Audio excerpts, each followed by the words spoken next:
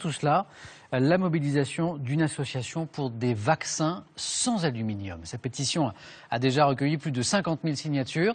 L'un de ses membres mène une grève de la faim depuis hier devant le ministère de la Santé pour réclamer que soit de nouveau autorisé un vaccin dépourvu des adjuvants pouvant provoquer une maladie, la myofascite à macrophages. C'est un reportage de Claudine Gilbert et Loïc Wex.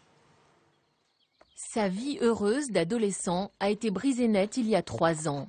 Stanley n'a même plus la force d'aller au lycée. Son dernier vaccin, à 16 ans, contre la diphtérie, le tétanos et la polio, a fait de ce brillant élève de première S un jeune handicapé. Un mois après le vaccin, subitement, un dimanche, j'ai pas pu me lever, j'étais cloué au lit. Et depuis, ça n'a pas changé, quoi. Tous les jours, je suis fatigué. C'est un épuisement très très important, quoi, qui m'handicape dans ma vie quotidienne, quoi. Tous les jours, c'est compliqué. Stanley souffre de myofascite à macrophages post-vaccinale, une maladie neurodégénérative incurable due à l'aluminium des vaccins. Elle provoque douleur, fatigue et perte de mémoire.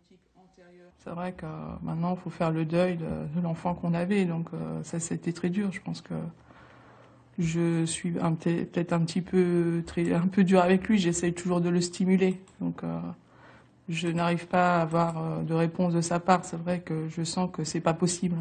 Les choses que j'ai fait, par exemple, il y a quelques jours, hier, je vais avoir du mal à me rappeler. C'est ça qui est...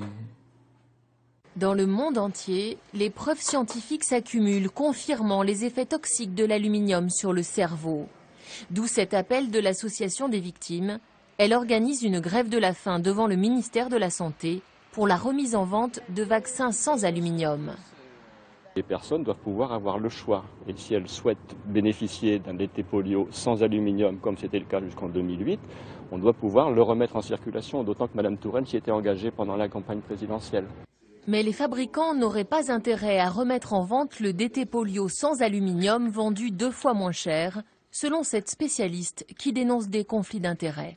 Le problème majeur aussi auquel on doit faire face, c'est que le comité technique des vaccinations qui conseille le ministère et qui élabore la politique vaccinale, eh bien 13 membres sur 17 ont des liens d'intérêt avec l'industrie pharmaceutique. Comment voulez-vous que dans ces conditions, ils rendent des recommandations indépendantes au ministère de la Santé ?